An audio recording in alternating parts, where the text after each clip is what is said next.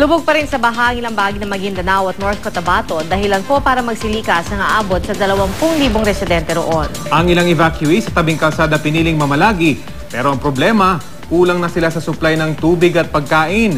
Mula sa Pagalungan, Maguindanao, may ulat on the spot si Emil Sumangil. Emil? Rafi, Pia, aabot sa 30,000 residente ang apektado ngayon ng pagbaha sa Maguindanao at North Cotabato. Mas pinipili ngayon ng mga nagsilikas nating mga kababayan na sa tabing kalsada pansamantalang manirahan kaysa sa mga evacuation center para hindi raw sila mapalayo sa kanilang mga inuuwian. Ang problema nga lang, mas malapit ang peligro at dama ang kakulangan sa tubig at pagkain sa lugar na ito. Nang aming makausap ang Pagalungan at Datu Montawa Local Government, kinuha na nila ang pagkakataon para humingi ng saklolo at tulong sa mga ahensya ng pamahalaan dahil kulang nga ang relief goods. Sa kanilang palagay, hindi pa maaaring makabalik ang evacuees dahil lubog pa rin sa tubig ang mga looban. Kalabaw, balsa at paglangoy ang mode of transportation dito ngayon. 11 barangay ang lubog sa Datu Montawal. Sa Pagalungan, 10 barangay. Ang pagbaha na gaya ng nangyayari ngayon, nararanasan nila taon-taon. Nagsumiti na raw ng proposal at mungkahi ang mga munisipyo sa DPWH Regional Office para makapaglunsad ng mga proyektong magre-rehabilitate sa flood protection dikes sa gilid ng Rio Grande de Mindanao River. Pero wala pa raw tugon ang ahensya hanggang sa ngayon.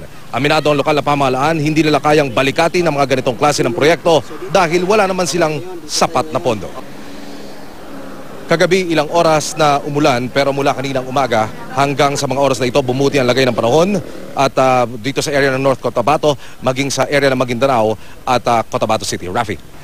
Emil, kung taon-taon ito nangyayari, hindi ba ito napaghandaan ng mga lokal na opisyal dyan, lalo na yung supply ng pagkain?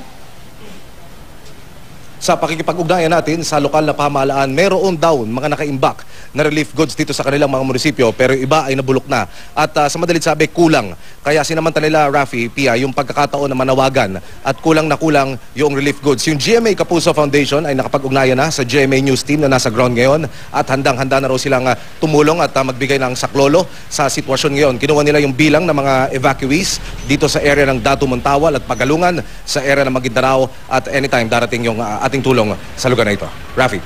Emil, bukod sa pagkain, ano pa yung ibang mga pangangailangan ng mga tao dyan para sa mga nanonood sa atin ngayon? Gamot at yung damit, pati yung mga repellent sa mosquitoes, yung sa mga lamok dahil doon sa sitwasyon nila kagabi, Rafi, ng ating puntahan ay talaga namang masyadong maraming lamok doon sa kanilang tinutulugan. Isa pa rito sa mga nagiging problema ay yung tubig. Wala silang mapagkunan ng malinis na maiinom sa area, sa lugar na ito. Yung ilog na maaring source ng kanilang ng tubig dati ay naku talaga namang kulay putik ngayon. At pati yung pagkain, yung mga delata, mga sardinas at gamot dahil yung ilan sa mga batang ating nakausap at nakapiling ay nagkakasakit na dulot ng sitwasyon. Rafi.